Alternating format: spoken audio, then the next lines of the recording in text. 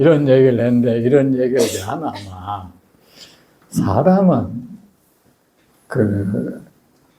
어느 특정의 곳에 가면은 이제는 거기 가는 이유가 있을까, 아이가. 그죠? 뭐 놀러 가는 건지, 그죠? 뭐 특정한 일을 하러 가는 건데, 어떤 그 수행자와의 만남, 여러분이 예를 들어서 뭐 학교 동창들하고 모여가 커피 마신다. 그게 뭐 목적 의식이 있을 건 없어. 그냥 같이 놀만 되니까. 근데 특정의 그런 신분을 가진 사람하고 특정의 공간에서 봤을 때는 놀러 가는 건 아니잖아요. 그죠? 그러면은 그 사람과의 관계 정립이 잘 돼 있어야 되는 거야. 아셨죠? 그 관계 정립은 뭐야? 뭐가 관계라는 것은 뭔가 그 둘 사이에 주고받는 게 있으면 관계가 있는 거예요. 뭐 주고받는 게 아무것도 없으면 관계가 끊긴 거야. 제 말 맞죠? 네. 하다못해 뭐 마음이라도 주고받고 전화라도 주고받고 어쨌든 뭐가 왔다 갔다 하는 게 있으면 그들은 이제 관계가 많이 왔다 갔다 하면 관계가 치밀하다 그러고 어쩌다 하면서 가면 관계가 조금 뭐 소원한 관계가 되는 거고 뭐 많이 안 하면 보통 관계가 되고 뭐 그래 되는 거야. 그들과의 만남은 뭐 내면에 있는 어떤 말을 하게 되면 그들은 특별한 관계가 또 된다. 그죠? 그리고 주고받는 것이 혼탁하면 혼탁한 관계인 것이고 깨끗한 것이 왔다 갔다 하면 그들의 관계는 깨끗한 관계가 된단 말이죠. 근데 여러분, 그 스님들은 절이라는 곳은 부처님 도량이고 부처님 법이 설해지는 곳이고 거기 오는 사람을 부처님 법으로 인도하는 곳이고 거기 사는 사람들은 부처님 법으로 세상 사람들을 인도하는 곳인 거야. 그 절에는 놀러 간다는 것도 안 맞는 거야. 그죠? 그리고 뭐 자기들끼리 만나가 노는 건 또 괜찮아.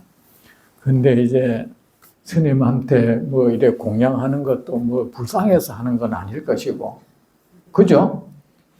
불쌍해서 한다 하면 내 신세가 너무 처량하잖아. 그죠? 그리고 또 뭐 미운 자식 떡 하나 준다는 마음으로 하지는 않을 것이고. 그죠? 그럼 뭡니까? 이분은 부처님 제자고 이분에게 공양을 하면은 뭔가가 나에게 이익이 있다는 마음이 있을까 아이가? 네. 뭐 공연히 하진 않을 거 아닙니까? 그죠? 그 이익은 뭡니까? 부처님의 법을 듣는 이익인 거야.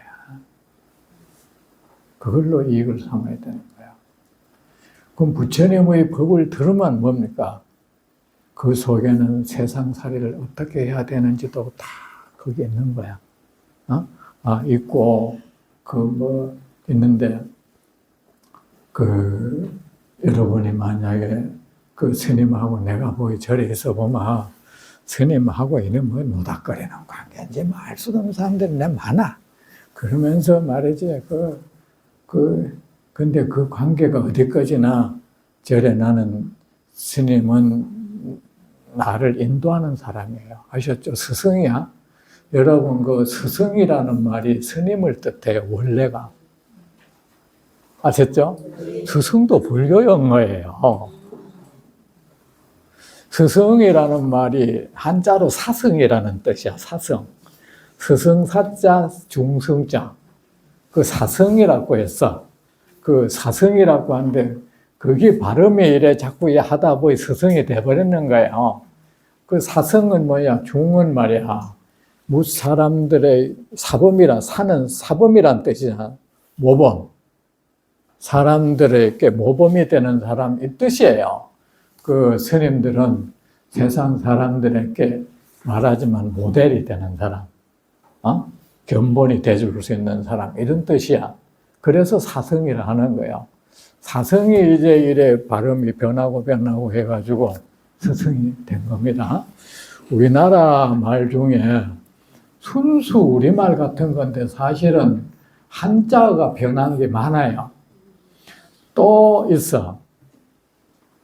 범어, 인도말이 변한 것도 꽤 있어요. 우리나라 왜 아리랑이라는 말도 그 번번말이 변한 거야. 변한 건데, 뭡니까? 그 고려시대는 불교 국가였잖아. 그러니까 지금 우리나라는 왜 영어 뭐 이런 것이 막 전반적으로 많이 쓰이잖아요. 뜻이 이 고려시대 때는 인도말이 사회 전반에 많이 쓰여졌는 거야. 불교 때문에. 지금 우리가 뭐 영어 많이 쓰듯이 그때는 뭐 인도 그 이 버머가 사회적으로 많이 쓰여졌어요. 그래 그런 것들이 말이 발음이 변해가지고 순수 우리말처럼 돼 있는 경우가 굉장히 많아요. 어떤 거는 원래 뜻고 이래 변질이 돼가지고 예를 들어서 요새 왜 로망이라잖아. 로망이 원래 낭만이란 뜻이잖아요. 근데 우린 지금 그 뜻이 완전히 그 뜻 아니게 쓰잖아, 그냥. 어떤 선망, 그야? 그걸 또 쓰듯이 원래 뜻에 벗어나서 이제 그 말이 정착된 것도 굉장히 많습니다. 우리나라 그 한글도 여러분, 그냥 뭐가 툭 튀어나오는 건 없습니다, 여러분. 범어가 다 참고가 됐어요, 범어가. 범어를 참고로 해서 만들었어요. 왜냐하면 그 세종 때만 해도 조선 초기잖아.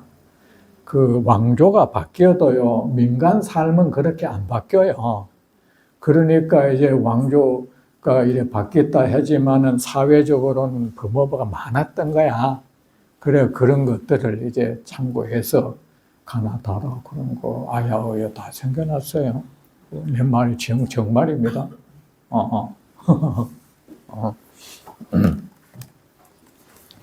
그래, 이제 그 스님들하고 이래 하면은, 예, 관계가 좋아야죠.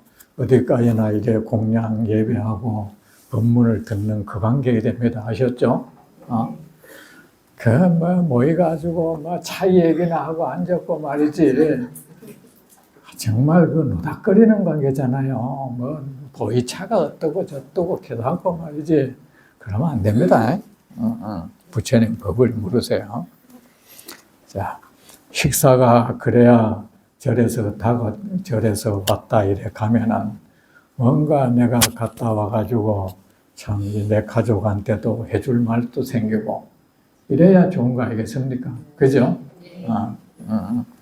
식사가 끝나시자 그릇을 제자리에 가져다 놓으시고, 그리 어떤 분이 내가 스님한테 이 사람하고 부처님이 그래서 이 사람과 이런 해서 아무 이익이 없는 그 관계를 맺지 말라 그랬어요.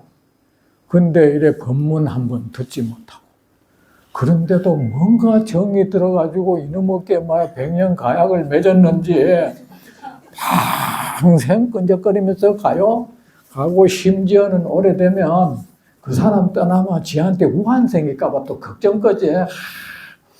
사람이 어찌 그렇게 어리석어질 수 있나? 우환이 또 왜 생기겠어? 그 스님 떠났는데 왜 생기겠어요? 그런 건 없습니다. 아셨죠? 네. 그런 건 없습니다. 그러다 가다가 어떻게 넘어져가지고 무릎이 낫게 내가 그 가다 안 가서 이래 됐나 싶어가지고. 여러분, 부처님 법을 듣는 것은 내가 지혜로워지기 위한 것이야. 근데 어떻게 잘못돼가 점점 무지해져가, 이제 무지몽매해져 가면 그 잘못된 거예요. 그래, 이분은 내가 공양할 만한 분이 아니구나. 이분에게 공양해서는 내가 어떤 결실도 없겠구나 하고 딱 멀어져야 돼요.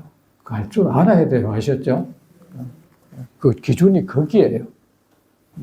축원 잘해준다고? 축원은 얼마든지 아무도 할 수 있었고.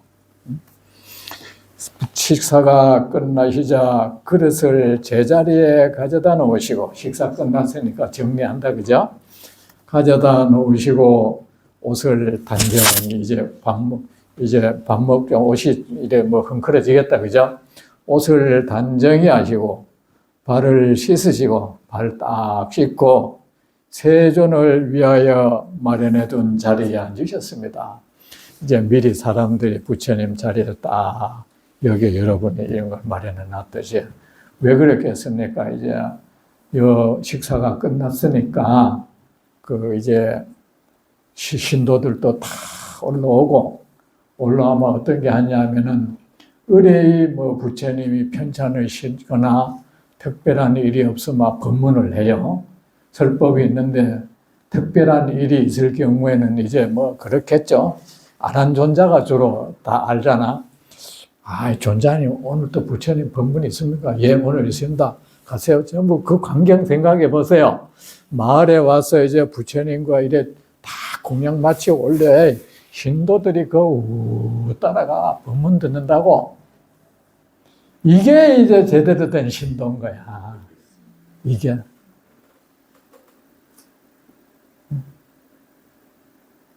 내가 막 그래 했으니까 이걸로 복 짓는 거 끝났다. 그게 아니고요. 법문 들으러 쭉 가는 거야. 어떨 때는 뭐, 오늘은 부처님께서 뭐, 몸이 편찮으셔가지고 오늘은 아마 쉬실 겁니다. 그러면은 이제, 그리고 부처님이 얼마나 설법에 대해서 그 마음을 쓰셨는지 거의 몸이 편찮아도 설법 없는 날은 없었어. 없었는 것이 당신이 혹여나 몸이 편찮으셔서 못하게 되면 사리불을 시켰어. 사리불은 나를 대신해서 설법할 수 있는 사람이라고 부처님 인가를 했어요. 사리불이라면 그냥 법문하면 된다. 그래서 사리불을 시켜서 법문 없는 날은 거의 없었어. 그래 마련해둔 자리에 안에 그래 막 신도들 쭉 비구들도 앉아 있다, 그죠? 자, 참 광경이 장엄스럽다, 그죠? 그래 거기에 부처님이 딱 배는 적당하게 부르고, 그죠? 이러면 이제 먹고 그냥 놀면 안 되지, 그죠? 법을 이제 들어야 공부해야지. 그때였습니다. 이 부처님의 자리에 딱 앉은 그때. 그런데 뭐 여러분, 종교 이런 공부를 잘못하면 뭐 이래 철학 공부하는 식으로 뭐 이래 자꾸 뭐 이래 뭐 현묘함, 뭐 심오함 이쪽으로 자꾸 매달리는 경우가 있어. 그래가지고 경을 자꾸 뭐 자기가 더 심오하게 해석하려고 하는 사람들도 있어. 경은 심오한 거 아니야. 그냥 있는 대로 얘기하면 되죠. 여기에 뭔가 숨겨진 뭔가가 있다고 막 또 얘기한 사람들이 있어. 뭘 숨겨놨겠어요. 부처님이 나의 범에는 비밀이 없다 그랬어. 다 내가 하는 말은 여러분, 사람은 진실할수록 그 말이 전부예요. 말의 이면은 없어요. 속에 숨겨진 거는 없어. 그런데 하물며 부처님 같은 분들이 무슨 그게 있겠어요. 그래가지고 요새 보면 이제 불교 학자들이 막 집단에는 깊이 해석한다고 하는 게 딱 앉았다. 딱 앉는 이 순간에 모든 법문이 끝난 거다. 그나마 또 깊이 해석했다고. 그런 그 머리 굴리고 그래 힘드는 거야. 힘들게 공부하지 마세요. 뭘 그냥 앉았는 거죠. 내 법문 해줘야겠다. 자꾸 깊이 있게 해석을. 전에 어떤 스님이 그런 말 잘하잖아요. 뭐 달을 가르치는 만 달을 봐야지 손가락을 보면 안 된다. 그런 말 잘하잖아요. 그죠? 그런 말, 그 말이 도대체 무슨 뜻이고 또 물었어. 그러니까 이 말의 속에 있는 뜻을 알아야 된다는 거야. 그러면은 우리 손가락을 보자. 손가락을 뭐 이 칼로 째가지고 흡입하면은 그 안에 뭐 피도 나오고 뭐 근육도 나오고 뼈도 나오고 그것도 맹손가락인 거지 뭐. 그게 뭐 겉에하고 뭐 다른 거 않겠어? 그 쓸데없이 그 깊이 해석하려 하지 마세요. 부처님 말씀 귀 기울이면 돼요. 그래 딱 앉으니까 바로 그때 대중 가운데 장로 수보리가 자리에서 일어났습니다. 법문을 청하는 거야. 이제 장로는 뭡니까? 요새 말로 어른이라는 뜻이야. 그냥 늙은이라는 뜻이가 아니고 부처님이 나이가 많고 그 머리가 하얘졌다고 해서 장로가 아니다 그랬어요. 그는 만약에 사람들에게 유익한 그 무엇을 가르쳐 줄 수 없다면, 뒷사람이 본받을 수 있는 그 삶을 살지 못한다면 그는 헛되이 늙었을 뿐이다. 그냥 늙은이일 뿐이지 장로는 아니다 이랬어요. 여러분 나이 많다고 어른이 아니야. 어른은 말이야, 첫째 내 아랫 사람들한테 모범이 되어야 돼요. 그 사람 행동하는 거나 마음 씀씀이나 말하는 거나 그 자식들이나 이런 사람이 견본으로 삼을 만해야 돼요. 여러분 그래 합니까?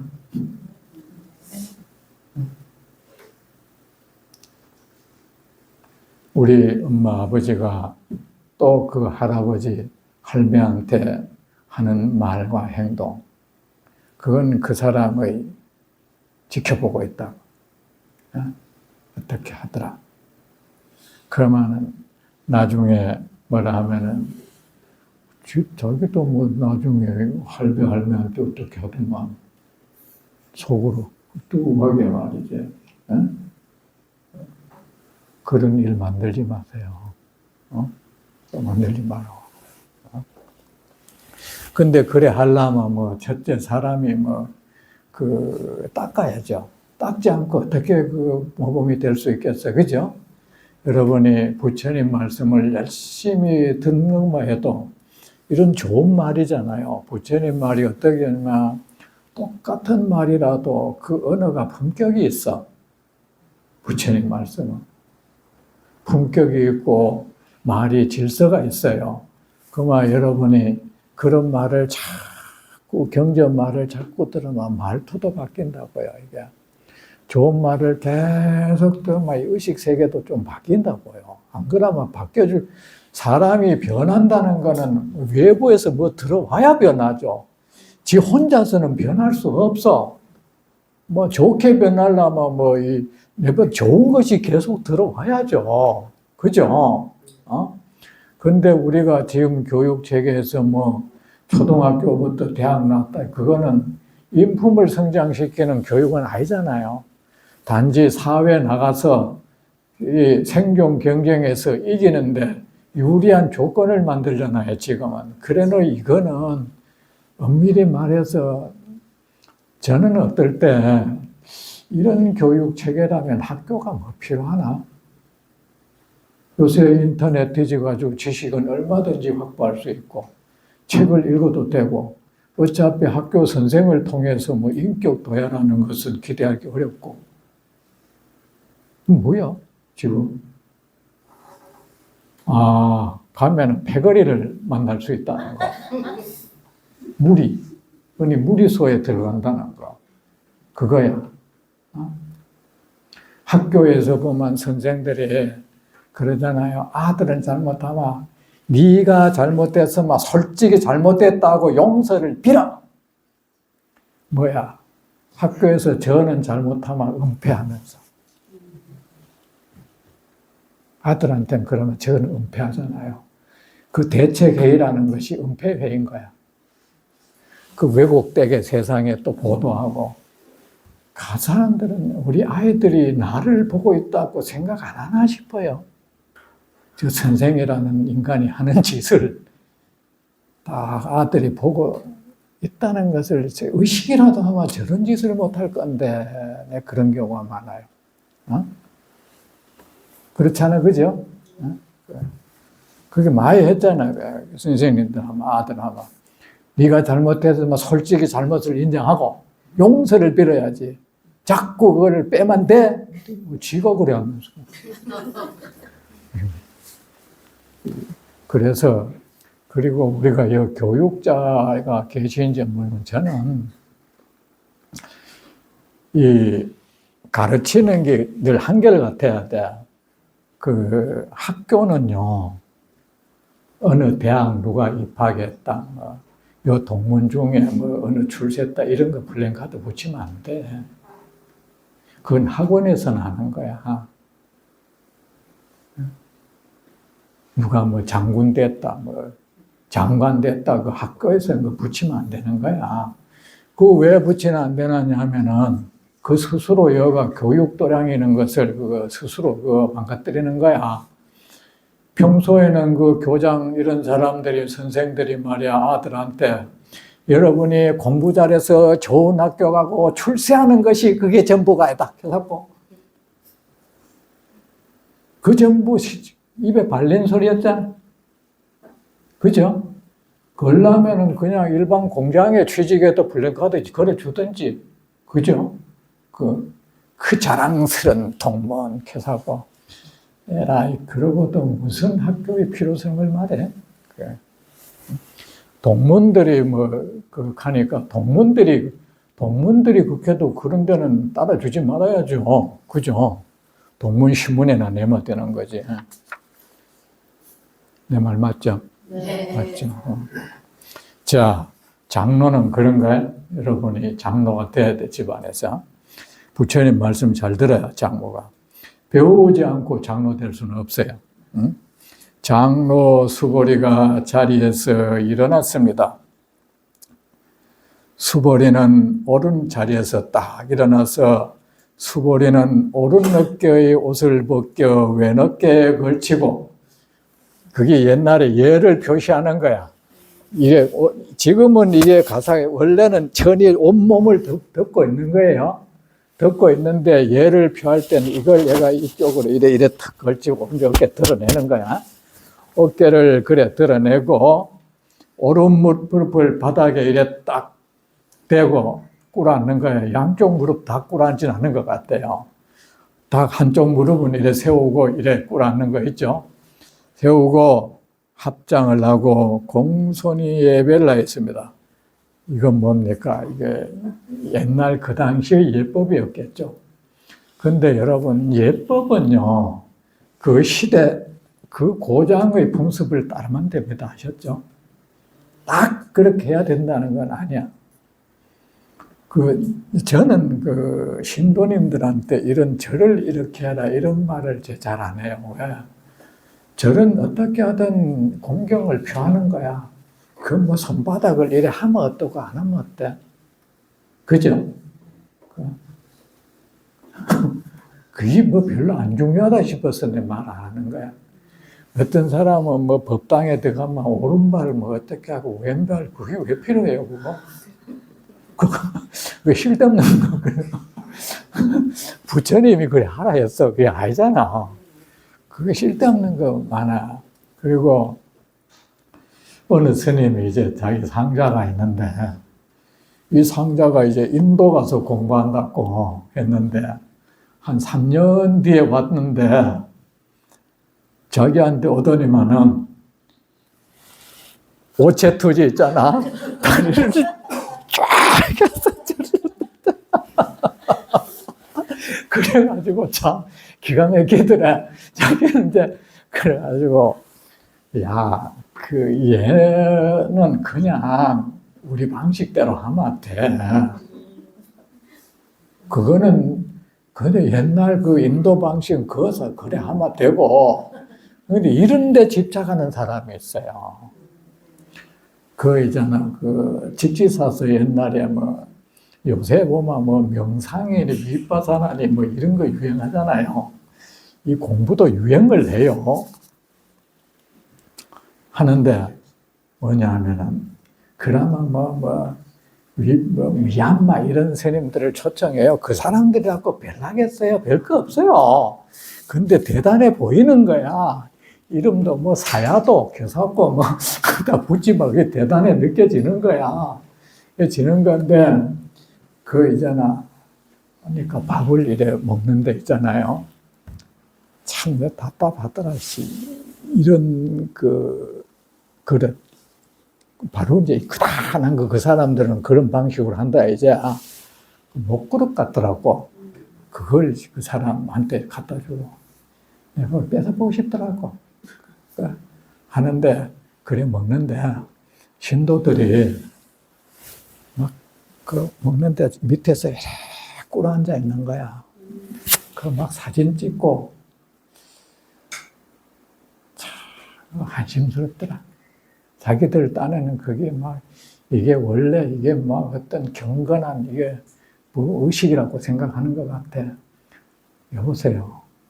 스님이 밥 먹는데 왜 꿇어 앉아 걸어왔어? 그거는 공경이 아니야. 그거는 이상한 거 배워서 그러고 있어요. 근데 정말 참 희한한 것 짓거리도 하고 있네 싶더라고요.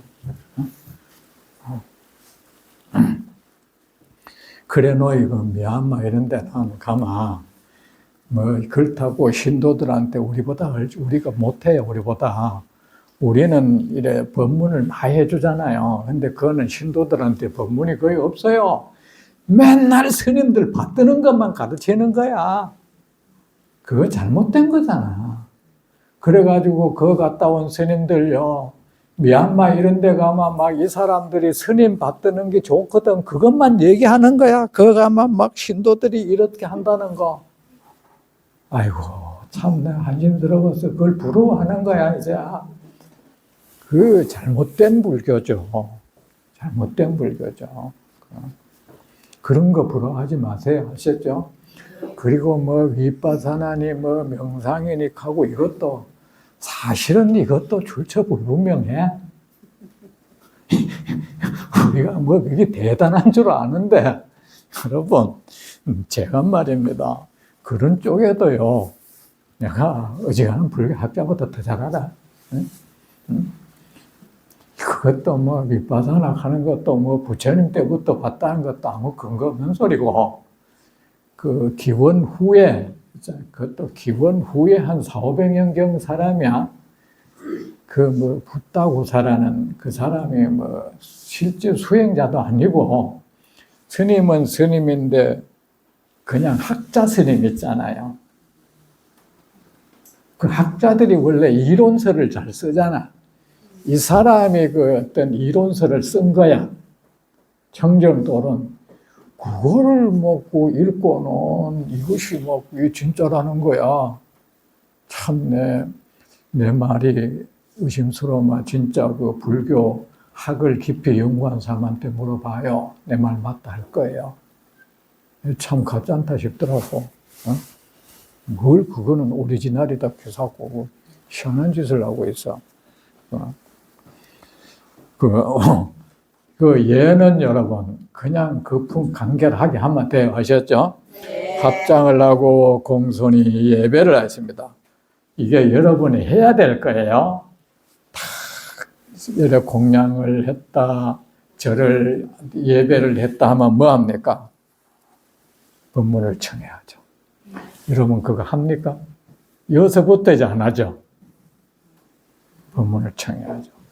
이거 이제 우리에게 메시지야. 이렇게 하는 거예요. 이게 법이에요. 아셨죠? 그러니까 경이롭습니다. 세존이시여. 경이롭다는 것은 불가사의하다. 참 놀랍다. 세상에나 이런 일도 있을 수 있습니까? 부처님. 온 세상의 존경을 받는 분이시여. 열애께서 그 천상의 신들도 존경에 맞지 않는 열애께서 정말이지 몇 급 전생에 만나기 어려운 그 열애께서 세상 어떤 존재도 갖지 못한 지혜와 자비를 가지고 또 신통력 능력을 가진 능력자, 지혜자 열애께서 그 드높은 열애께서 저희 모든 보살을 직접 보호해 주시고 얼마나 이게 놀랍습니까? 그분께서 우리를 보호해 주는 거야. 여러분, 뭐가 나를 보호 못해 줄까 봐 걱정하지 마세요. 여러분이 도량을 떠나지 않으면 돼요.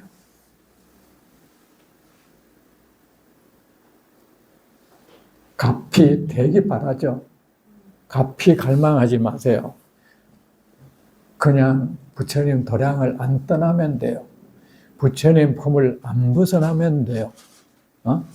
그만 무엇이 부처님 품 안에 머무는 거냐, 도량에 머무는 거냐.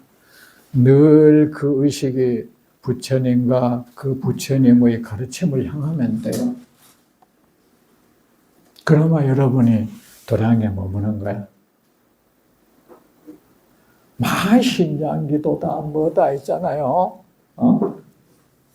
사천왕 기도다 무슨 진언을 그래 한다고 보호되는 거 아니야. 여러분 스스로가 부처님의 그 보호 울타리를 벗어나지 말라고. 벗어나지 않는 것은 간단해. 늘 부처님을 생각하고 또 그 부처님의 가르침에 의식이 그쪽으로 흐르면 돼요. 하루에 단 한마디라도 부처님의 말씀을 한번 되뇌보세요. 뭐 중얼중얼 진언이니 그런가? 무슨 진언하지 말고, 무슨 대단하니 켜서 하지 말고, 부처님의 말씀을 입으로 한번 이래 되뇌라고. 단 한 번이라도, 그거 안 하잖아요. 그래 하면 여러분은 뭡니까? 부처님 도량에 머무는 게 되는 거야. 그러면은 그 능력자, 그 지혜로운 분, 그 세상 누구도 갖지 못한 능력을 가진 분, 그 누구도 갖지 못한 밝은 지혜를 가지신 분께서 여러분의 이미 보호막이 이래 떡 대준단 말입니다. 따로 업장 기도가 안 해도 돼. 업장 소멸지는 안 해도 된다고. 광명지는 안 해도 된다고요. 얼마나 쉽습니까? 여러분, 정도는요, 가기 쉬워요. 복잡하지 않아. 간결해요. 거기에는 특별한 향기가 없고 냄새가 없어. 그래서 쉽게 이목을 끌기는 어려워. 왜? 그 당연한 거니까. 근데 우리는 그 당연한 것을 안 하고 특별한 걸 찾아. 그래가지고 한다는 게 경전을 읽어도 특별한 신묘, 지장경연이 있잖아. 천지 파량경연이 있잖아. 그런 거 해가지고 심지어는 또 부처 열애 은공 정변지도 범어로 한다네. 또 범어로 하면 거기 공덕이 더 있는가? 모여가지고 좀 미친 지랄을 하고 있어. 그래 이제 관세음보살이 좋으니 지장보살이 좋으니 갑바의 기도가 영험이 있니 남의 보리함이 좋으니 하지 말고 그냥 여러분이 있는 그곳에서 하루에 단 한마디라도 부처님의 말씀을 입에 올리고 입에 올리고 또 단 한 번에도 이 참 부처님 고맙습니다. 제가 이렇게 부처님을 생각하고 부처님의 가르침을 이 입으로 그 거룩한 가르침을 내 입으로 되뇌이다니요. 세상에 이런 영광이 어디 있겠습니까? 이런 삶을 살게 해 주십시오. 그래 해봤습니까? 안 해봤지? 그래가 자기들끼리 우겨요. 지장보살이 영험이 있니? 관세음보살이 영험이 있니? 아미타불이 영험이 있니? 아이고, 그래 하지 마세요. 이미 보호를 해주고 있어. 그 열애께서 그 더 높은 그 위신력으로 저희를 보호해 주시고, 근데 쑥 지나가 버리네. 저희 모든 보살에게 그 거룩한 가르침을 세상에 전하는 일을 맡기셨다니.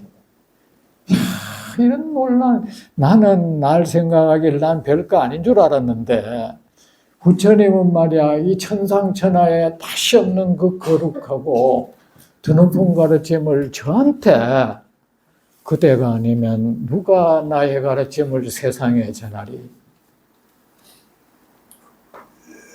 그대 존귀한 남자여, 그대 존귀한 여자여. 내가 나의 가르침을 세상에 전해서 끊어지지 않게 할 리는 오직 그대뿐이네. 내가 뭐라고 나한테 이런 걸 맡겼어. 여러분 말이야, 회사 이런 데 가고 어느 사람이 나한테 중요한 임무 딱 맡으면 집에 와서 자랑하잖아요.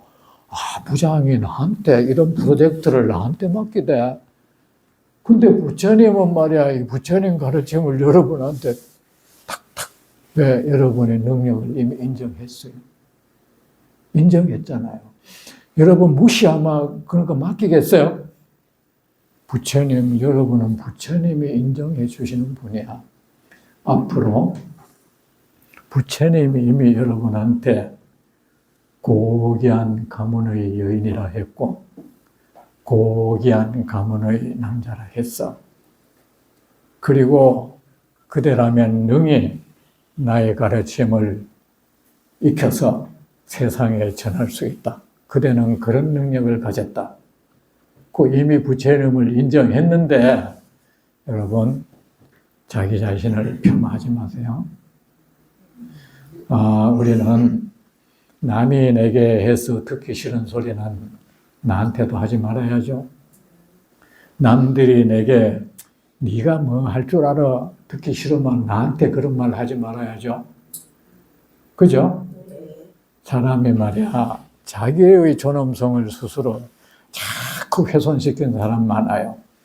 아이고 내 주제에 뭐, 내 깜냥에 왜 그래요? 아이고 내 머리에 뭐 내가 뭘 하겠어?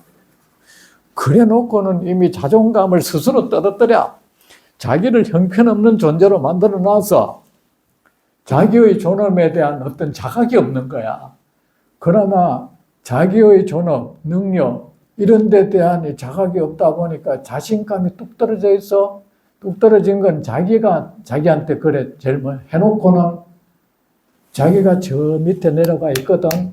자기가 밀어였어요. 그래 놓고는 혹시 누가 내 잘 못났다고 깔보면 어쩌노 신경을 딱 곤두세우는 거야 이거. 그게 자존심인 거야. 그래가지고 누가 조금만 하면 자존심 상했다고 칼 들고 설치는 거야. 여러분 자존감과 자존심은 반비례하잖아요. 자존감이 높으면 높을수록 자존심은 낮아져요. 이 자존감이 떨어지면 이 자존심이 계속 올라오는 거야. 일종의 열등가 아니거든. 그래 여러분 나는 부처님이 늘 나를 보호해 주는 분이고 부처님이 세상 옆에 사람이 나를 뭐라 해도 괜찮아. 나는 세상에 다시 없는 부처님의 난 보호를 받는 분이고 이 부처님이 당신의 그런 거룩한 법을 세상에 전하는 일을 나한테 그 프로젝트를 나한테 맡긴 분이야. 나 이런 존재야. 응? 주위에 말이지 나불나불거리는 것들 그 귀에 입에 그것들은 어차피 그러고 살아. 그게 직업이야. 이 절에 와서도 그런 사람들이 있어. 나불나불거리고 뭐야 앉으면은 말이지. 내가 그런 사람 봤다. 내가 참 말은 안 하는데 오늘 뭐 그런 사람이 있는지 모르겠어. 공연히 그 사람이 일을 잘하는데 그 사람 머리 색깔 가지고 험담하고 있더라고. 머리는 말이지 물을 들이가지고 그 뭐 잘하는 거야. 그래가 아이고 이 한심한 사람아 그렇게 뜯을 것이 없나.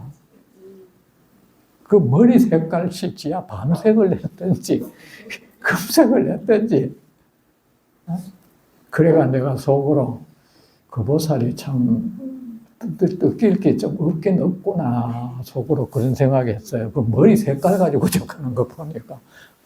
없이 이거 가는 거 아이가. 그죠? 그러지 말고, 그런 사람은 자존감이 없는 사람이야. 늘 남을 헐뜯고, 그러지 말고 늘 나를 칭찬하고, 나를 격려하고. 아셨죠? 네. 행복은 나를 칭찬하고 격려하는 데서 시작되는 거예요. 난 대단한 사람이야. 응? 난 능력자야. 내가 할 수 없는 일은 이 세상에 없어. 내가 어떤 사람인데. 응? 이것도 타고난, 나는 원래 그랬어요. 응? 저는 누가 뭐냐 니 잘났다 하면 그걸 잘났다 어쩔래? 니도 나한테 니도 나만큼 잘나면 될 거 아이가. 그렇겠어요. 응? 저희 모든 모살에게 가르침을, 그래 여러분은 뭡니까? 여러분의 사명은 뭡니까? 열심히 삼보전에 공양하고, 또한 한편으로는 부처님의 법을 열심히 들어가지고 그 들은 것을 세상 사람들한테 말해주는 거야. 아셨죠? 네. 그러면 사람들은 부여된 사명이 있잖아요. 그 사명을 다하면 저절로 결실은 있는 거야. 아셨죠? 네. 그래. 근데 이제 그러려면 어렵잖아요. 들은 거 그때 얘기해 주면 돼요. 그 옛날에요, 그게 무슨 뜻인데 하면은 부처님한테 물어봐. 그 옛날에도 그랬어요. 모든 법은 인연 따라 생겨나고 인연 따라 없어진다네. 우리 부처님께서 이렇게 말씀하셨네. 이러면서 막 거리를 다녔어. 목련존자, 그 사리불 이런 사람이 막 거리를 그러고 다녔어요. 막 그걸 막 말하고 다니는 거야. 그 세상 모든 것은 인연 따라 생기고 인연 따라 없어진다네. 우리 부처님은 이렇게 말씀하시네. 이러면서 막 돌아다니게 그거 하면 돼요. 그게 뭐 어렵나? 안경마에 적어가지고 얘기하면 돼요. 쉽죠? 네. 여러분, 내 법문이 어렵습니까? 아니요. 세존이시여, 존귀한 남자나 여인이 완전한 깨달음을 향하여 마음을 일으켰다면 어떻게 살아야 하며 어떻게 마음을 다스려야 합니까? 다 우리 부처님께서는 저희를 이렇게 보호해 주시고, 자식 어린 어머니가 자식을 보호하듯 그렇게 보호해 주시고, 또 우리들에게 이렇게 거룩한 부처님 법을 세상에 전하는 그런 대단한 일을 우리에게 참 하라고 맡겼었는데, 우리를 믿고, 그렇다면 부처님, 저희도 부처님처럼 돼야 될 거 아닙니까? 그죠? 그냥 단순히 부처님, 우리 부처님 이렇게 얘기하겠다, 했다고만 아니라 저도 부처님처럼 좀 되고 싶습니다. 단순히 그것만 하고 사는 사람이고 싶지 않다. 저는 부처님처럼 되고 싶습니다. 부처님처럼 됐본다면 내가 하는 일부러 부처님 말씀 안 외워도 내가 하는 말이 모두가 부처님의 말이 될 수 있다면 얼마나 좋겠습니까? 저도 그렇게 하고 싶습니다. 한술 더 뜨고 이제 더 적극적으로 다가서는 거야. 부처님은 깨달음을 이룬 분 아닙니까? 부처님, 저도 부처님처럼 부처님이 얻으신 그 큰 깨달음을 저도 얻고 싶습니다. 저도 그거 이루고 싶습니다. 그래서 부처님처럼 돼서 부처님처럼 이 세상의 빛이 되고 세상 중생에게 무한의 이익을 선물하는 그런 존재가 되고 싶습니다. 참 갸륵하다, 그죠? 그러면 저희가 어떻게, 첫째는 그렇게 이런 꿈을 가졌다면 어떻게 살아야 되는지도 뭐 삶의 방향이 있을까요? 그죠? 어떻게 살아야 하고, 삶이라는 것이 있잖아. 행복을 낳는 삶이 있고 불행을 낳는 삶이 있잖아. 그죠? 우연히 그냥 쑥 다가오질 않잖아요. 예를 들어서 내가 어떤 병이 왔다 해도 사실은 그 병은 내가 계속 그 병의 씨앗을 내가 뿌려왔다고요. 그 병이 걸릴 수 있도록. 우리가 왜 병원에 가면 가족력을 묻잖아. 그는 유전하고는 좀 다른 게 왜 가족력을 묻나 하면, 한 가족은 그 삶의 패턴이 비슷할 테니까. 그나마 걸리는 병도 비슷할 테니까. 그러니까 가족력을 묻는데, 문제는 이 스님들이 문제. 스님들은 가족력 물어가 아무 의미 없는 거야. 그 의사들은 그거는 모르고 묻는 거야. 가족력을 그냥 공식적으로 묻는 거야. 난 이미 출가해버렸기 때문에 우리 가족하고 삶이 완전히 다르잖아요. 안 그래요? 가족들이 먹는 거 뭐 같이 먹지도 안 하고, 가족들과 생활하는 것도 완전히 자고 일어나는 것도 다 다르고, 삶이 완전히 다르니까 사실은 이런 스님들이나 뭐 이런 신부님들이나 이런 사람들한테 가족력을 묻는 거는 사실은 별로 의미 없는 거야, 이거. 맞지 않나? 여기서 없습니까? 없는데, 운명이라는 것도 그래요. 스님들이나 이런 사람은 운명이라는 것도 뭡니까? 그 사람의 삶의 결실이잖아요. 결실인데, 출가를 하거나 이래 해버리면 운명이 원래 운명은 없어져 버린다는 이유가 삶이 바뀌어버리잖아요. 그죠? 이 와서 부처님 자식으로 딱 와보면은 모든 게 바뀌어버리면은 여기에 형성되는 에너지가 바뀌잖아. 그죠? 운이라는 것이 에너지라는 뜻이거든. 우리의 삶은 그 에너지 작용이잖아요. 그런데 어떤 명은 에너지, 에너지에 딸려 있으니까 운명이라는데, 그런데 그 에너지는 삶에 의해서, 우리 불교로 말하면 업이야. 업에 의해서 그 에너지가 형성되잖아요. 그 형성된 에너지는 불행을 불러들일 수 있는 에너지도 있을 것이고, 파멸을 불러들일 수 있는 에너지도 있을 것이고, 어떤 지독한 병을 불러들일 수 있는 그런 에너지도 있을 것이고, 큰 행운을 불러들일 수 있는 에너지도 있을 것이고, 나쁜 사람을 불러들일 수 있는 에너지도 있을 것이고, 그죠? 자석이 목선 쇠를 끌어당기듯이 우리가 나쁜 사람 만난 것도 사실은 내가 불러들인 거예요. 내 에너지가 잡아당긴 거야, 그 사람을. 그런 사람은, 좋은 사람은 튕겨내지 또. 근데 이제 각종의 그런 운이 있는데 출가해버리면은 내가 늘 부처님 이 가르침 속에서 늘 이런 심신을 닦고 부처님 말씀 따라 살고 하다 보면은 이 형성된 에너지가 달라잖아. 변해버리잖아요. 변해가 다른 가족하고 같을 수가 없는 거야, 이게. 그리고 그 사람이 다른 거죠. 남한테 천대받을 수 있는 에너지도 있을 거 아닙니까? 남에게 귀한 대접받을 수 있는 에너지도 있을 그 삶에 의해서 있는데, 여러분도 똑같은 거예요. 어디 가서 사주팔자보고 갈 필요 없어요. 여러분이 부처님 법안에 계속 머물면은 사주팔자고 나발이고 필요 없어지는 거예요. 운이 바뀌어버리는 거예요. 이게 그 에너지 변화가 일어나는 거예요. 아셨죠? 네. 그 운세 볼 필요는 없는 거예요. 운세가 뭡니까? 에너지의 세력이라는 뜻이야. 어느 특정의 에너지가 세력을 부리면 거기에 관한 일이 생겨난다 이거죠.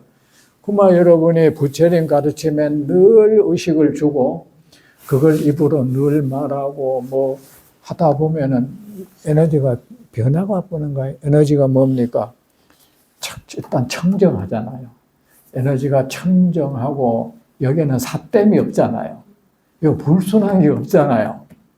신성하잖아요. 그런 에너지, 뭐라도 파멸의 에너지가 여기는 없잖아. 뭔가를 성취할 수 있는 에너지, 이게 전부 요 고통을 불러들일 수 있는 그 어떤 것도 여기는 없잖아요.